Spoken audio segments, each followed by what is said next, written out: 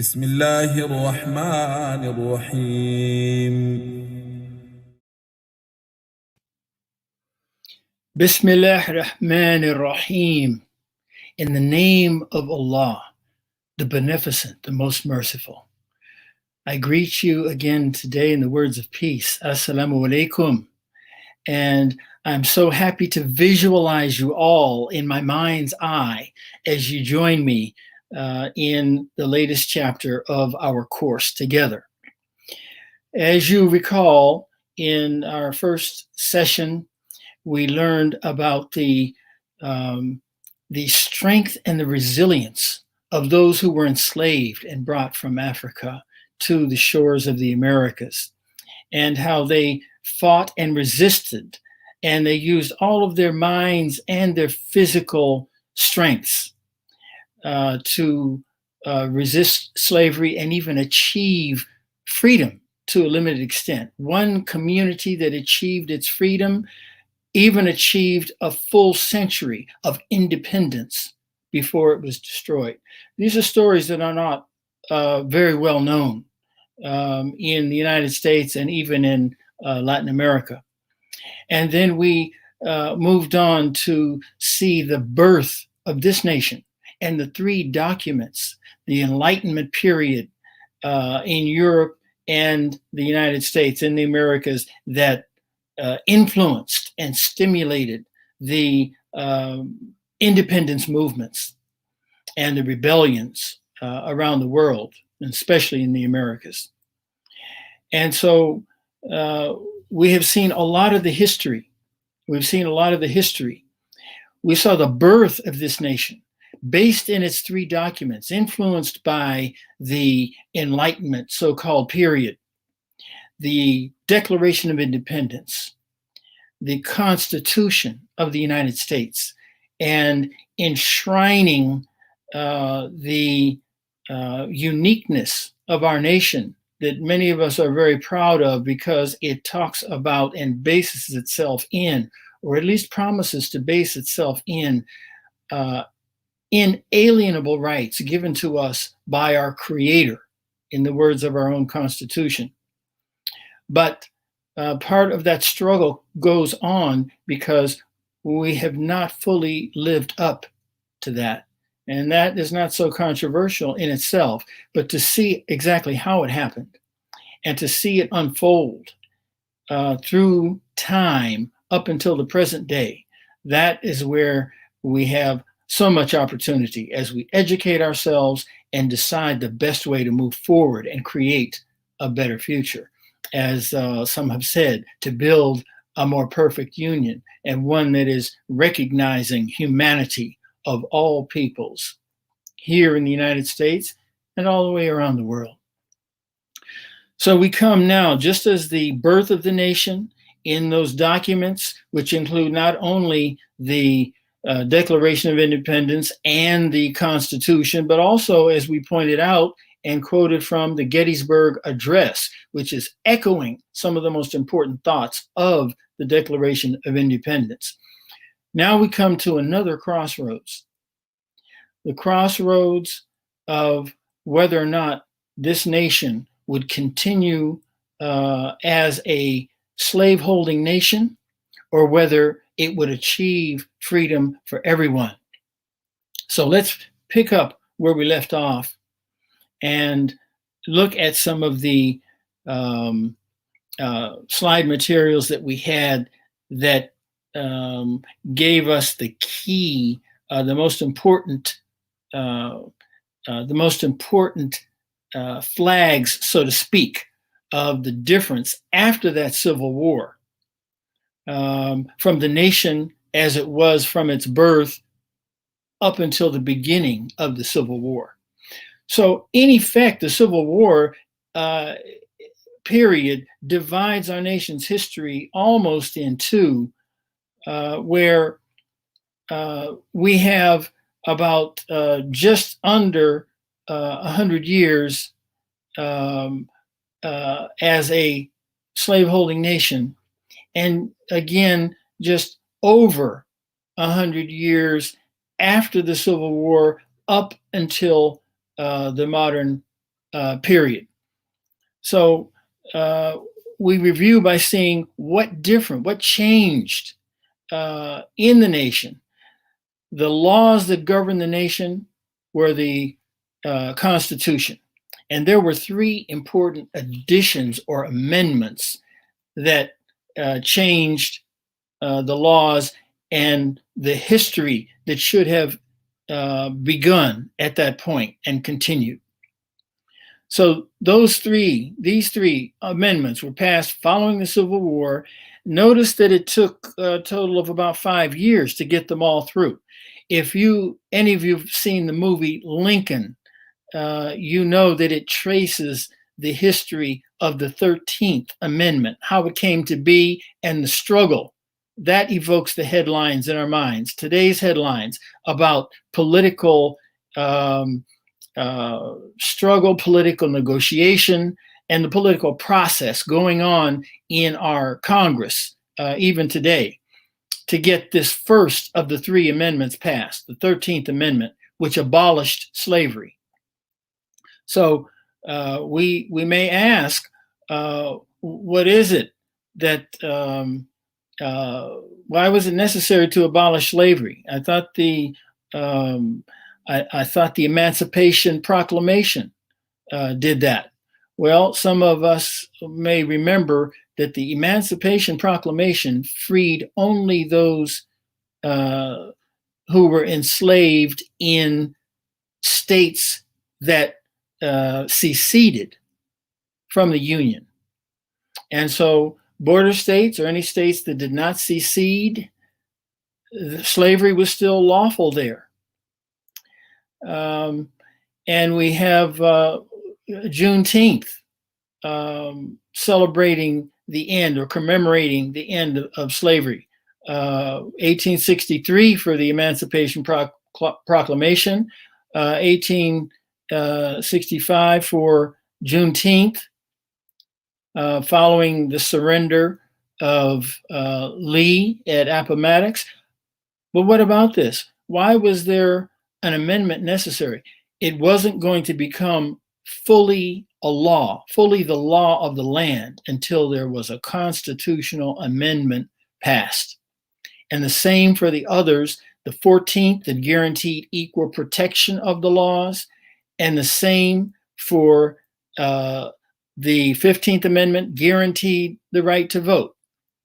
Now there's one in existence, I should say, that is not listed here, that is an important add-on. It is not an amendment, but it was an act of Congress nonetheless. That is the Civil Rights Law Civil Rights Act of 1875, another 5 years later after this one, to guarantee more rights, to fill in any gaps left by these amendments, or to make it more detailed, specific, and clear. And some of us, of course, fresh in our minds, or fresher in our minds, is the Civil Rights Act of 1964. And at that point in time, we wonder, well, if there was a Civil Rights Act of 1875, there was an amendment in 1865, another in 1868, and another in 1870. Why was there so much strife and continued struggle and a condition very similar to slavery, and certainly oppression that was as great following it in the next 100 years?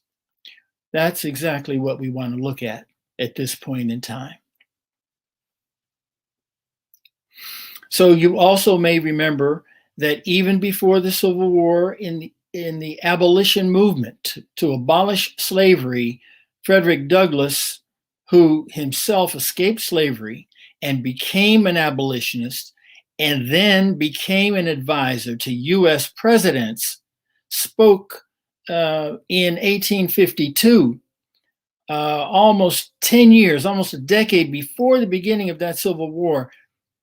Men talk of the Negro problem. There is no Negro problem. The problem is whether the American people have honesty enough, loyalty enough, honor enough, patriotism enough to live up to their Constitution. So this reminds us again, even though we had those amendments, even though we had the enshrinement in the Constitution in 1787 when it was created, the 3/5 law, which gave the legal status of enslaved people as 3/5 of a person, which means they only added to the legislative the legislative population, or added representation to those states that held them in bondage. Some, such as Frederick Douglass, and even before, as we said with Thomas Paine, some thought a proper reading of the U.S. Constitution was that it did purport or claim equal rights, inalienable rights for all, even though that's not the way it was put into effect, and even though there were specific laws that gave slaves or enslaved people no rights whatsoever or legal standing. But this is a reminder that this nation's history has been a struggle from start and even before the start up until the present day. Some people felt that this should be inalienable rights for all and that slavery should be eliminated. So there was a time to do that, an opportunity to do that before the Revolutionary, I should say after the Revolutionary War and at the time of the drafting of the Constitution. And we learned last time that it was voted down, so to speak. It was eliminated. Here we have, again, the same opportunity with the end of the Civil War, the passing of those amendments. But now we're going to find out what happened to subvert the full implementation and continuation of those amendments that gave a new status, legal and otherwise, to the formerly enslaved peoples, African Americans primarily. We also remember that kind of a prelude or foreshadowing or prediction, if you will, of one of the key articles that we're basing our course on to tell the whole full story. The one important option now in dialogue all over the country is reparations. And we're still discovering and spelling out exactly what reparations means. We know what it means in general topics or in general terms, payment, making something right when people have been in bondage or when a great wrong has occurred. But we see pointed out in Message to the Black Man in America that land is a very important piece of the puzzle. 40 acres and a mule is what was offered as a solution. And in fact, this actually existed in legal terms for a very short period of time, but it never came to fruition. It was never implemented on a mass basis, a massive basis, as would have been required for the 4 million who were freed from bondage. So now we begin officially or properly, we mark this discussion, what we're going to cover, the Civil War, reparations. There's still a question mark there. There was a question mark after the Civil War, and certainly there's a question mark today, many, many decades later. Reconstruction. This is the period that followed the Civil War, approximately a 12-year period, 1865, the end of the Civil War, to 1877. Very important period, very unique period, sad to say. The Black Codes and Jim Crow. What were the black codes? What were Jim Crow? There is some difference between them, and that's what we'll discover. We'll try to distinguish between those two, where one applies and where the other applies. But the overall summary of these four topics in this discussion is really an explanation and a chronology of how we had the development of an institutionalized racism and an institutionalized white supremacy across this nation after slavery had been officially ended by law. So the Civil War, bloody and destructive. And I don't know if the latest figures have changed, but up until quite recently, and it may still hold true even now as we speak, that there was more death and destruction, more Americans lost lives during the Civil War than all of the other wars that the United States has participated in. So this was a very bloody and a very destructive war, as they often describe it in the history books, in a very colorful but in a very historically accurate way. Brother against brother, father against son, family against family. We had families, some going off to fight in the Union armies and other members going off to fight in the Confederate armies. And oddly enough, this is part of the history that's not as well known either. There were actually descendants, Africans and their descendants fighting on both sides as well. Not so much on the Confederate side, but they were still there. So you might ask yourself, well, how did that happen when they were fighting to preserve slavery? Slavery wasn't over yet, and you still might have a very important obligation placed on you, so that you still didn't have free will. Armed struggle to settle two principal questions. Would slavery continue or come to an end?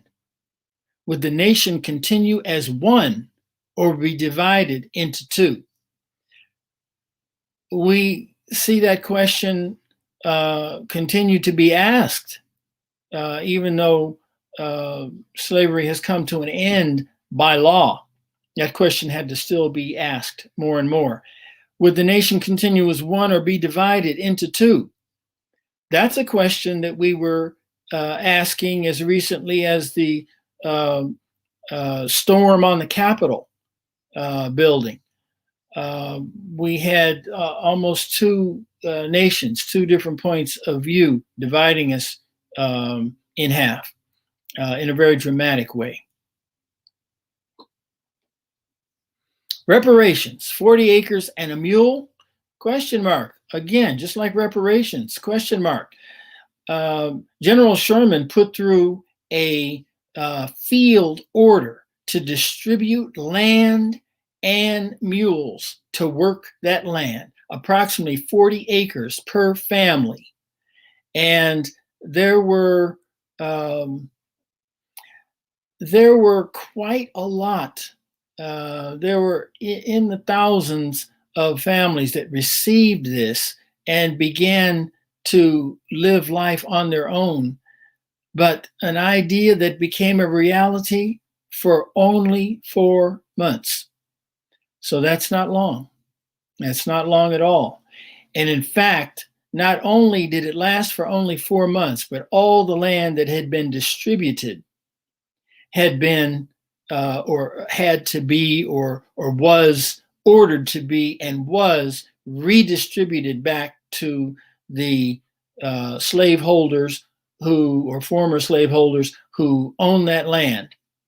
and by President Andrew Johnson, who succeeded the assassinated President Abraham Lincoln. So you may remember also, if you're a Spike Lee fan, or if you have seen any of his movies, that he took the name of his own production company from this now famous phrase, 40 acres and a mule. And you can see the stamp afterward. I believe he had it as far back as his also famous, well-known movie, Malcolm X.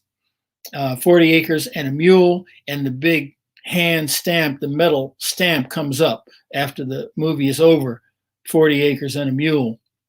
And so this is really something that has stayed in the memories of Africans and their descendants from the time that it nearly became a long-lasting reality.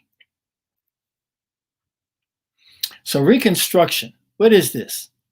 1865 to 1877.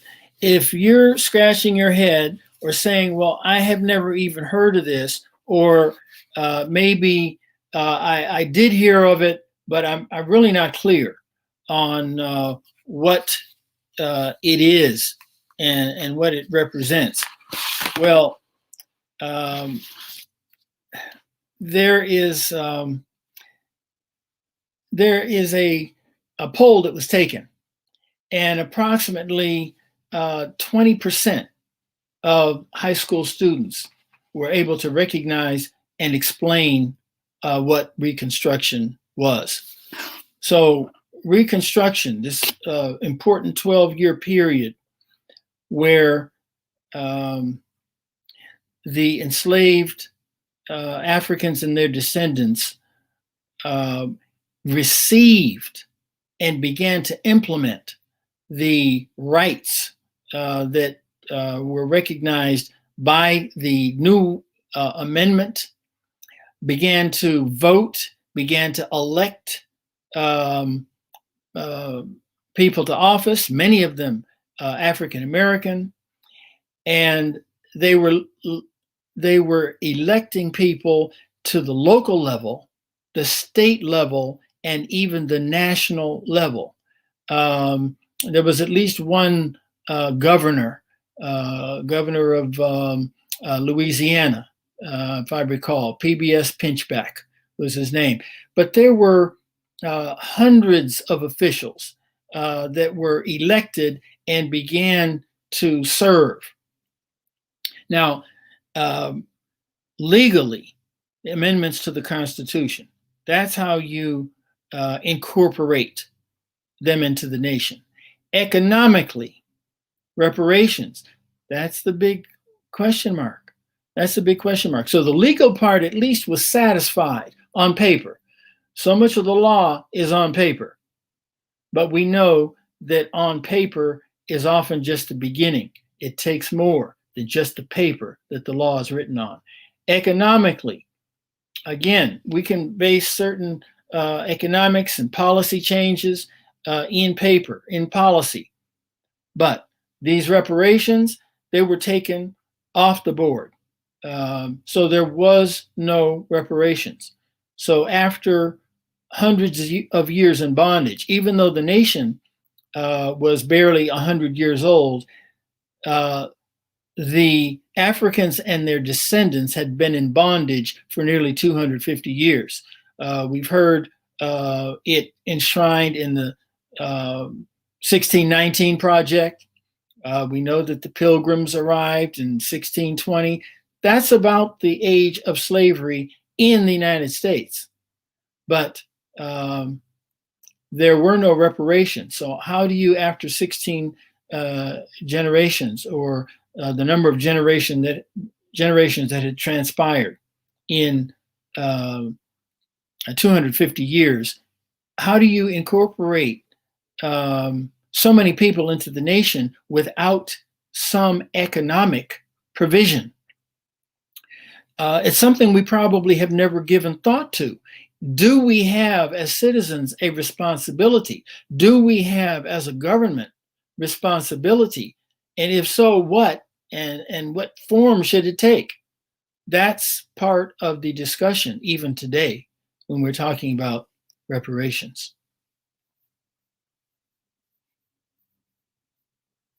So, Black codes and Jim Crow.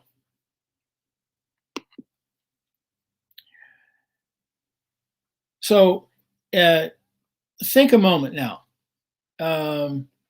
Think a moment about what these words mean to you.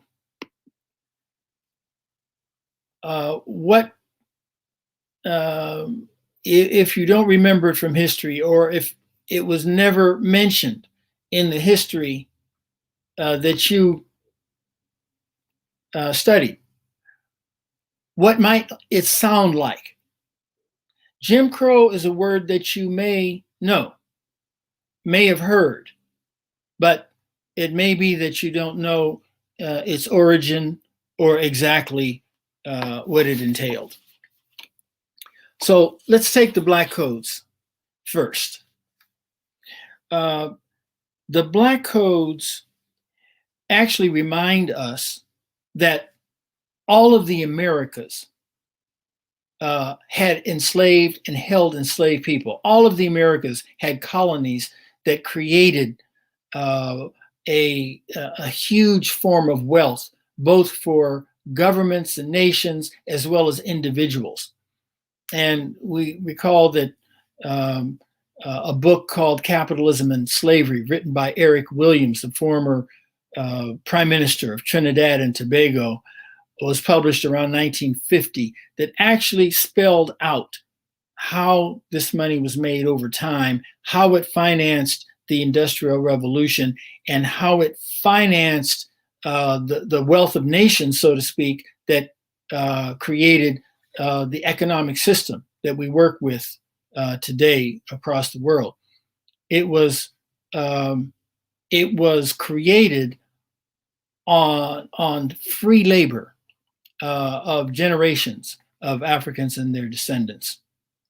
So the Black codes were a system of laws in whatever language across the Americas that governed basically how the slaves would be governed, or that is, how the plantation owners would be protected in terms of ensuring that the people they enslaved continued to work for them by denying them equal status and ensuring that they had to continue to work across generations. But the Black codes in the United States did not begin until after slavery was abolished. So the Black codes that were created in the United States or legislated in the United States were in 1865 and 1866. Basically, the former southern states, beginning with South Carolina and Mississippi, decided they were going to, despite any federal laws, create new state laws that put in the same type of controls on people of African descent that were on enslaved people before the Civil War. And so these came to be called or known as the Black Codes. And in the following year, or rather in the same year, Louisiana and Alabama followed suit. And then by the year after that, all the states of the former Confederacy had established statewide laws that really these laws,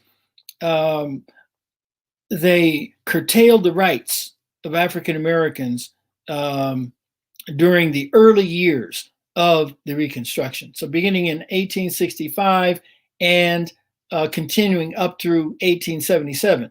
So you really had a conflict going on. You had the federal government, the Union, who won the Civil War, passing amendments to the Constitution of all the United States, and you had some states passing laws in direct contradiction, even as the amendments were still being created and passed. So again, this is not something I remember hearing about when I was in high school.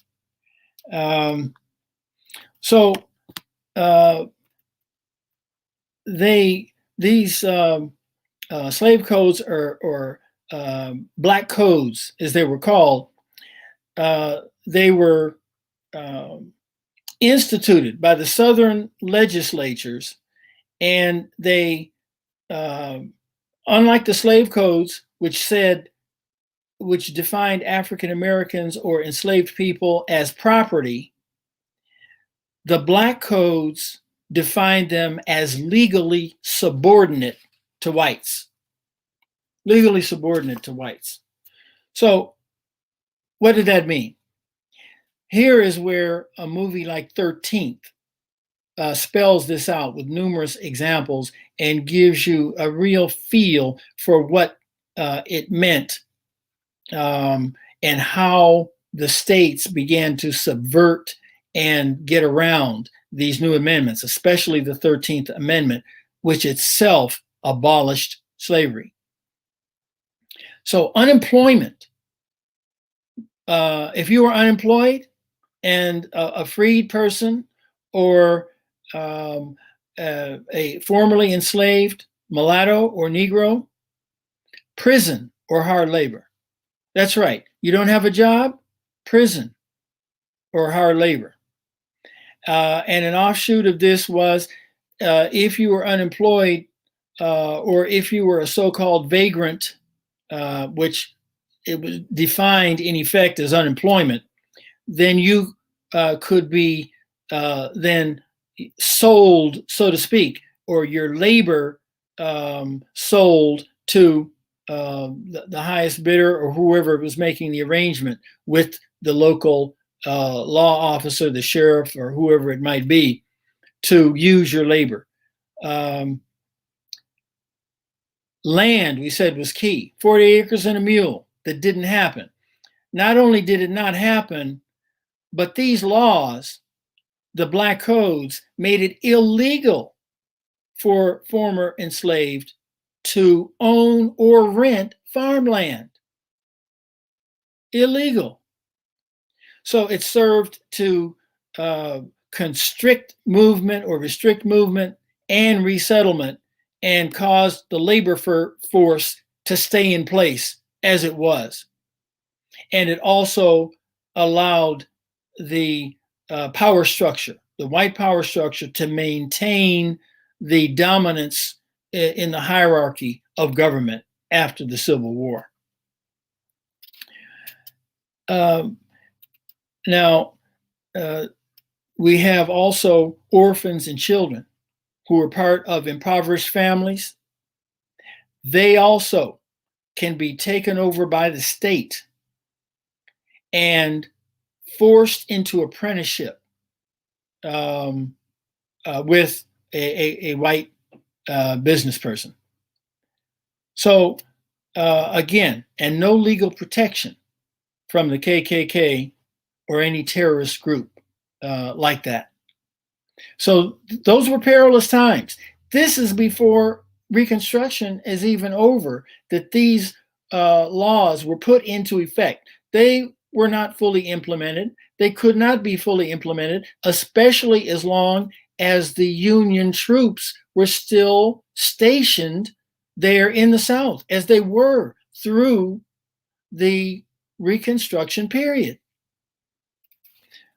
But when that Reconstruction period ended in 1877, the negotiation that took place over the presidency, the Hills, the Hayes-Tilden election, well, that's when Reconstruction came to an end and the troops were withdrawn.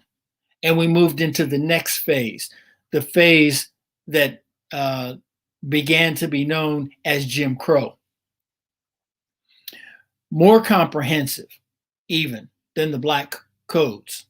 And it was not limited to the South, but it really became part of the North, or crept back into the North as well. So with Jim Crow, one source defines it as the system of laws and customs that enforced racial segregation and discrimination throughout the United States, especially the South, from the late 19th century to the 1960s. So it wasn't until the end of official segregation that these laws began to be fully repealed or were no longer valid in the United States. So notice that it says a system of laws and customs. So that's what gives rise to terms like systemic racism. It's not just an individual. It's a kind of a racism that is built into the system, whether it's through laws alone, as the Black codes did primarily, but customs that go with them. So all the old customs that might have been in place were brought back, maybe updated, so to speak. This is what people usually do. This is customary. So this is what enforced racial segregation and discrimination throughout the United States. The origin of Jim Crow, you might be curious to know, it comes from minstrelsy. Minstrelsy is a form of entertainment performed by whites in blackface. And Jim Crow was one of the characters that developed in minstrelsy. This is where whites perform in blackface and use African-American stereotypes in their songs and dances. And so that name began to be applied to this system of laws, Jim Crow laws.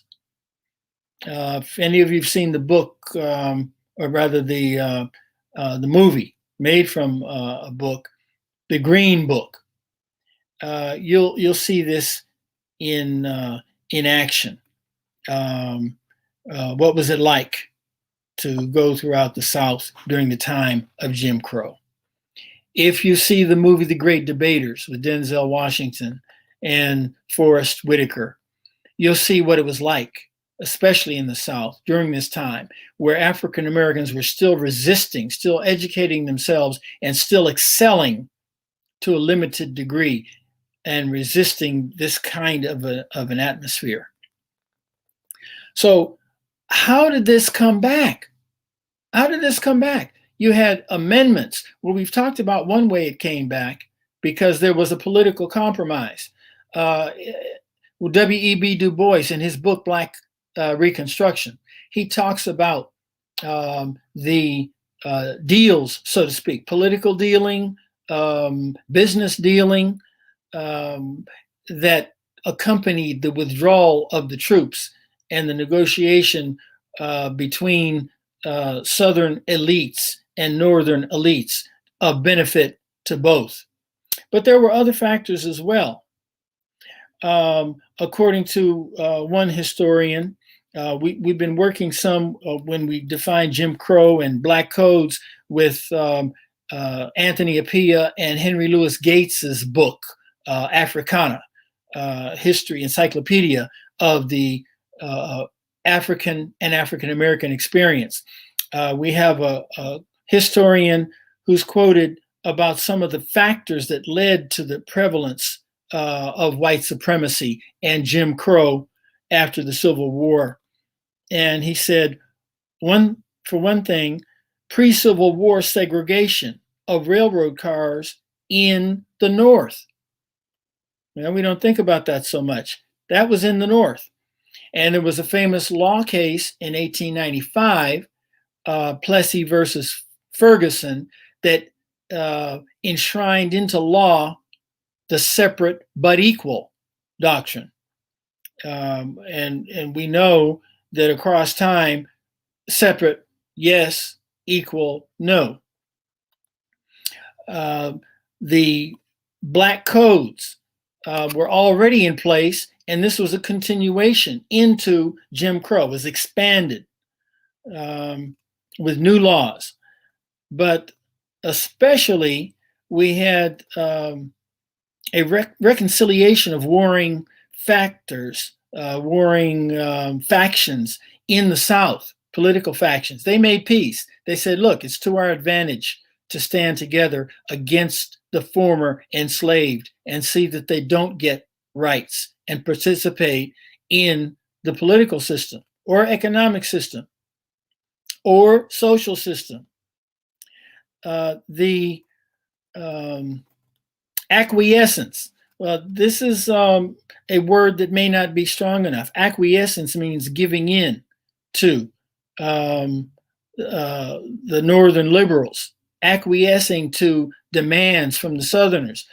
Some historians don't agree with using such a word. W.E.B. Du Bois is one, and there are others writing more recently in our own time that say, no, this was something that was negotiated to the benefit of both sides. And then conquest of non-whites in the Philippines, Hawaii, and Cuba. Well, we know there was a war in 1898 where the United States fought against Spain and ended up with Cuba and Puerto Rico in the Caribbean and with the Philippines in Asia, and also Hawaii in the Pacific. And these are non-white peoples, and this just fueled the sense of white supremacy and superiority that, according to many historians, was part of the Jim Crow atmosphere that allowed for the prevalence and proliferation of Jim Crow and a continuation of institutionalized racism, systemic racism across the country. So Jim Crow, what did it do? Besides the things we've already mentioned. Let me give one example that really struck me. Voting disenfranchisement. This really struck me perhaps because this is so much an issue. Even now, we have, it sounds like such an echo to have states passing their own laws about voting, which seem to go against the sense, both the law and the spirit of the U.S. Constitution, especially in terms of the 15th Amendment, which guaranteed and guaranteed the right to vote. So, voting disenfranchisement. How was it done? It was done through literacy tests. It was done through poll taxes. All of this is very well spelled out in 13th as well, the movie 13th. Informal loopholes and trick questions, as one historian refers to it, that allowed a different application of the law, which often, very often, didn't even mention race. The so-called grandfather clause, where if you had a grandfather that voted in that state, you could vote. Why, of course, no enslaved person, or very few, were going to be able to meet that criteria. So what did this mean in terms of the numbers? We said that this 12-year period of of Reconstruction was a complete turnabout. Despite these black codes, which set the foundation for Jim Crow after the end of Reconstruction, there were freed men, freed enslaved people who were voting. In 1896, in the state of Louisiana, there were 130,000 African Americans on the voting rolls. 1896. In 1904, 8 years later, there was 1,342 on those voting rolls. A dramatic difference as Jim Crow begins to fully replace the already unjust and illegal black codes. So this is the institutionalized racism that took over with only 12 years of an interim that looked like things might be different after the Civil War. And this was the situation up until the voting and passage of the 1964 Civil Rights Act and the 1965 Voting Rights Act, which, if we question why they had to pass such legislation, it was because of Jim Crow and what happened between the end of Reconstruction in 1876 and the passage of those laws in 1964 and 1965. So you ask the question, I would. So there's still a lot of time between then and now. Why are we still having this struggle? Why are we still having this controversy? As some would say, in very direct terms, why are we still fighting the Civil War? Well, not such an easy question to answer, but at least we have some important clues that we have uncovered. So we talked about resistance. We talked about the 12 movements that are symbolic. There were many more movements than those 12. But if we're to understand what we have to do, we have to better understand how we got to where we are. We might be more open to persuasion that something needs to change if we have a better understanding, a greater knowledge of the history and how it developed. So we'll leave it there for now. Next week, not next week because we have a holiday coming up, we will resume and end our class with a summary and conclusions and a chance for you to pose any questions that you have after reviewing all of the material and discussions for the course.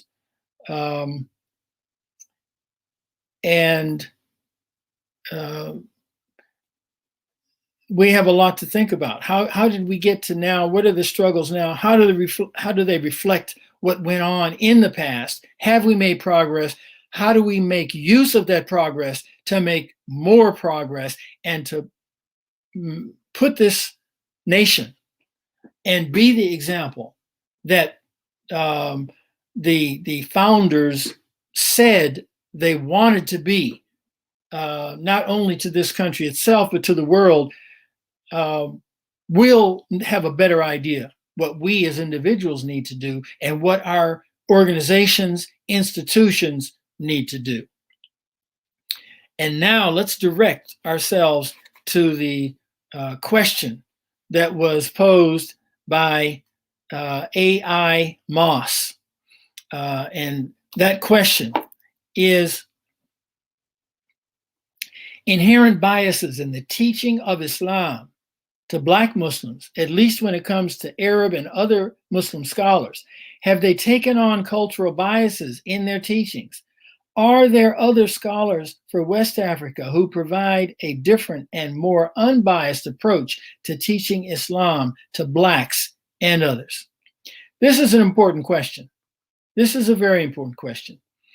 And as with so many questions, the question throughout our course and any other question that we face as Muslims, the best place to start is the Quran and Sunnah of Prophet Muhammad sallallahu alaihi wasallam, peace be upon him. That is our basis of knowledge. That is our anchor in knowledge. And so that's why we try to read it every single year, as we are exhorted to do, because otherwise we won't be able to examine it as carefully as we need to get the beginning of answers, and sometimes even the end of answers to our questions. So let's begin with Quran itself. What does the Quran have to say about race? Well, I'll pick two places that often come to mind for me. And these are Surat al-Hujarat, the dwellings or the inner apartments, 49:13. O men, O men, behold, we have created you all out of a male and a female, and have made you into nations and tribes so that you might come to know one another. Verily, the noblest of you in the sight of God is the one who is most deeply conscious of him. Behold, God is all-knowing, all-aware.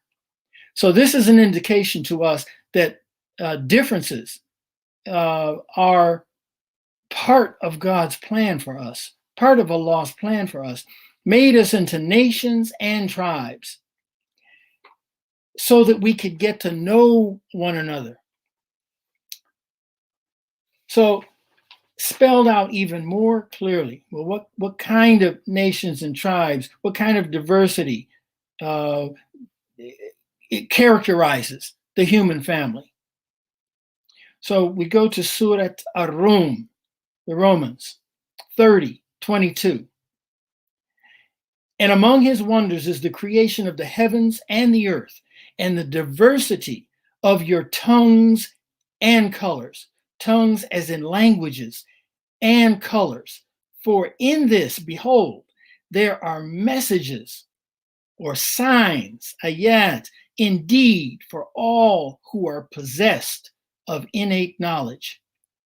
So again, this is part of Allah's plan for humankind, that we would not be speaking all the same language, that we would not be speaking all the same or having the same skin color or other physical or human characteristics. Now, that's God's plan. That's for us to ponder.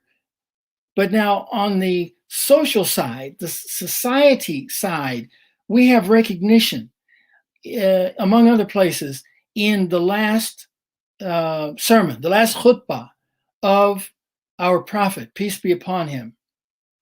Near the end, he says, all mankind is from Adam and Eve.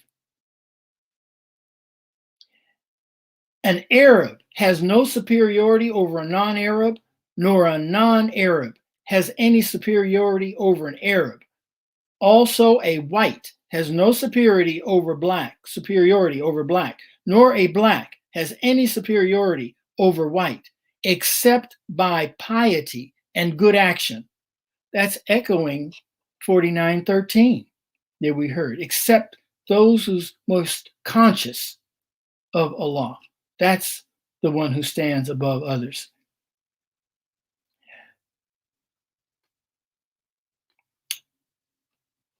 So learn that every Muslim is a brother to every Muslim, and that the Muslims constitute one brotherhood.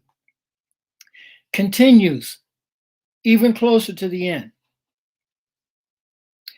All those who listen to me shall pass on my words to others, and those to others again. Remember, this is the last khutbah, and it was presented as such. All those who listen to me shall pass on my words to others, and those to others again. And may the last ones, or some translate, and it may be that the last ones understand my words better than those who listen to me directly. That is today, on this occasion. Be my witness, O Allah, subhanahu wa ta'ala, that I have conveyed your message to your people. So these are things that we should know about our deen from Quran and Sunnah, in this case, the last khutbah, or any other place that directs itself to these issues, because this is our first guidance. This is our primary guidance. The Quran and the Prophet himself, sallallahu alaihi wasallam. And so that is giving us hint and guidance when we try to understand A.I. Moss's question. And we have to know that many don't know about us. We don't know about our own history. So much of it has been hidden from ourselves as well as others. Many people do not know our history. They don't know that nearly a quarter or even a third, according to some historians, estimate that that's how many of us who came here enslaved were Muslim. They don't know that we have a history of Islam, 1,000 years in Africa before coming to the United States. That's a long history. They don't know that we have scholars. They don't know from time some of those slaves arriving had knowledge of Quran. Some were Hafiz. Some had the teachings and commentaries memorized in Arabic, wrote Arabic. Some don't know all of these things, and we need to know. We need to know them about each other, and likely it will give us a different approach. We know that there has been racism, especially since the time of colonialism, in almost all, if not every single one, of the predominantly Muslim nations. So we have, in addition, the racism that existed at the time and before of our prophet, peace be upon him. So that must be addressed with knowledge. It must be addressed with getting to know each other and teaching each other, giving each other good advice. And so we know that Muslims come from all nations. They come from all cultures. And so if some are not doing what they're supposed to, if some are not recognizing these truths that we may see or that we may have experienced in life, then it's our job to instruct them. And whoever they are, maybe someone who has shared our experience is going to do a better job in teaching. But any Muslim who is following the deen should be quite capable. And that's how we should treat each other, educate each other where we need it, and eliminate racism or any other fault wherever we find it. That's part of our job as Muslims, and that's part of our joy as Muslims.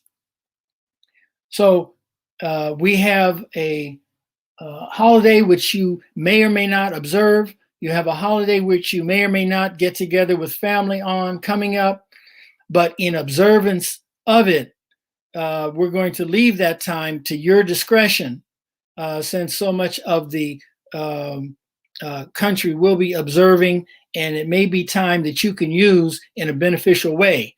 And let's resume our normal schedule and come back and finish our course together. I look forward to seeing you on 1 week from 2 weeks from today and 1 week from next Sunday. to complete our course with discussion 5. Greet you in the words of peace. Assalamu alaikum, and may you be blessed.